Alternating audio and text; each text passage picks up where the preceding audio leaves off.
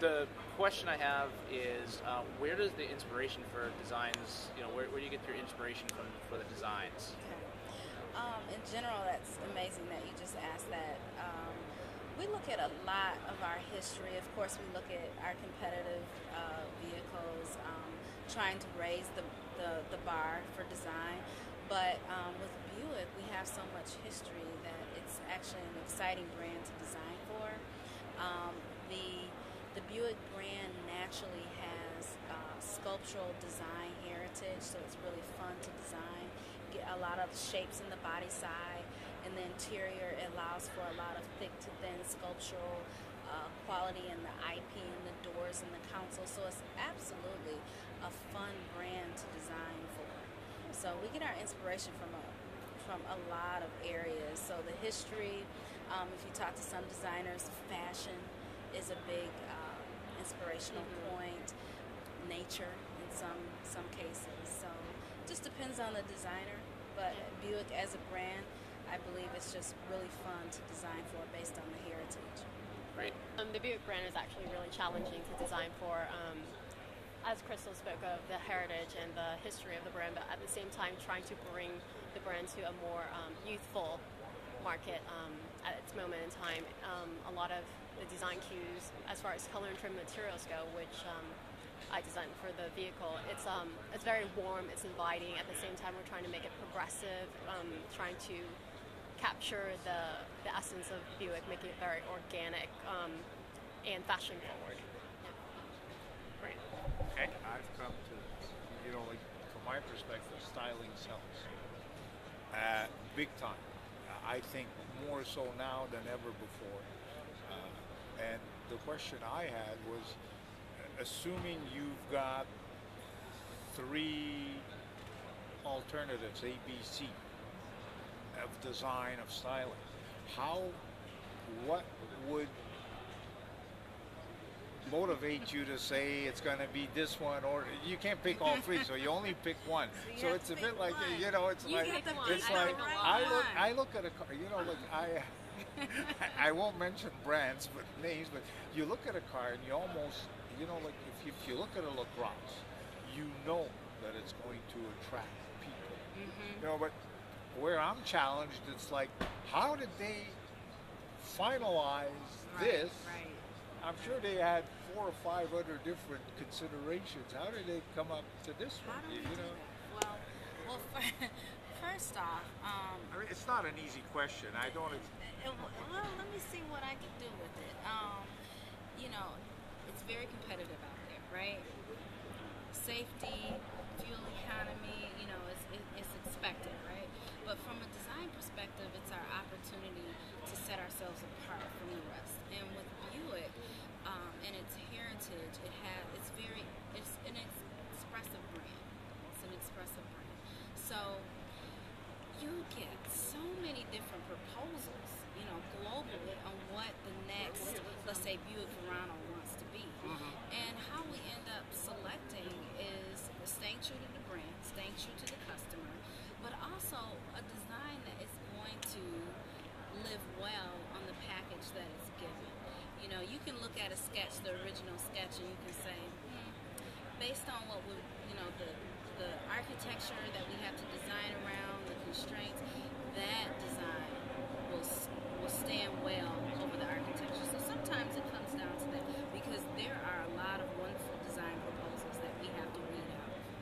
So you need a sense of durability. Like, if we design this, it's got to last 4 or 5 years, sort of thing. Yes, yeah, the longevity of the design, but also knowing the architecture that it sit on. You want to make sure that design displays itself well.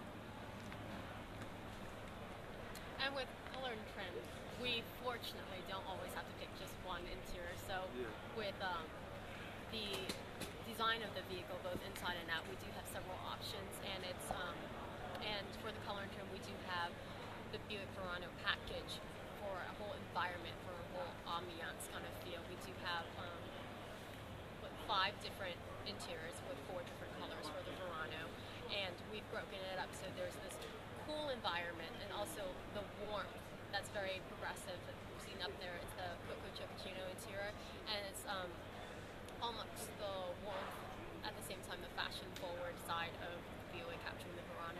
Tino is debuting in North America on the Verano. It's a new color to Buick to the lineup, and it will be seen again in possibly upcoming products. But we do tie into it also accent themes that really play on the idea of the warmth, that play on the idea of the sensuality of Buick, and it's with choosing the materials, the right color combinations, and it's just an overall capturing, the senses, the tactileness.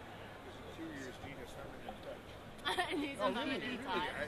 No, because I've always felt that my wife will get in the car, and depending on the interior, it's like, okay, it works, nice, or forget it. These, these black carbon fiber doesn't work. In our case, let's say, it just doesn't work. It's the softer, the woodsy, that's. It lends itself more to this vehicle. There's a couple of options for each customer, whether you want a full black interior, if you want a gray interior. I personally don't like black interior. You don't like black interior? There's other interiors for you. Oh yeah, no, I don't like black interior. Yeah. Well, we have a color combination just for you too. Yeah. So, yeah. I think with color and trim, it's great. Color and trim is an aspect of helping us select a design as well.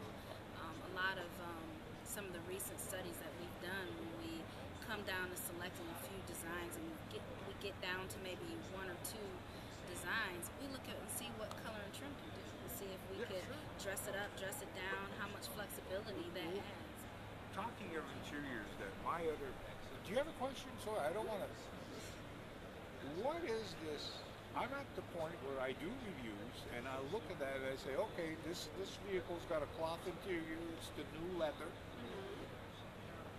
Because a lot of the leather that you see in cars these days, you wonder which animal it came from. Really, I mean, it had to be bionic or something. It's not leather anymore. Do you mean the feel of it or the? The feel of it is awful. Like the look is. It's probably the finish. But like today they come up and tell you leather seating area. Right. And it's not really leather, and everything else is God knows what. So you almost have to go out and buy it. We do have genuine cowhide leather in that vehicle. Yes, we do. But why is it then that cloth interiors are not as popular or not, coming out again the way they should? We do have cloth interiors in the vehicle, and I think really it's more for individual customers. Some customers do not want a leather interior, whether it's personal taste or just the feel of it. Sometimes customers want leather, it's easy to clean. For the Verano, we do offer two trims, and it's either a cloth seat with premium vinyl execution, so it's paired together. So our insert is cloth, and then the side is that vinyl. Premium That vinyl. should be nice. And yeah, it's very nice. The cloth has a good velour texture flocking to it, and then the seating surface on the leather seat, it's full leather ACE surface seating. And it's also the trim that you see on the armrest, the console. It's wrapped around the door insert, so it really ties from the IP all the way up around the door into the seats.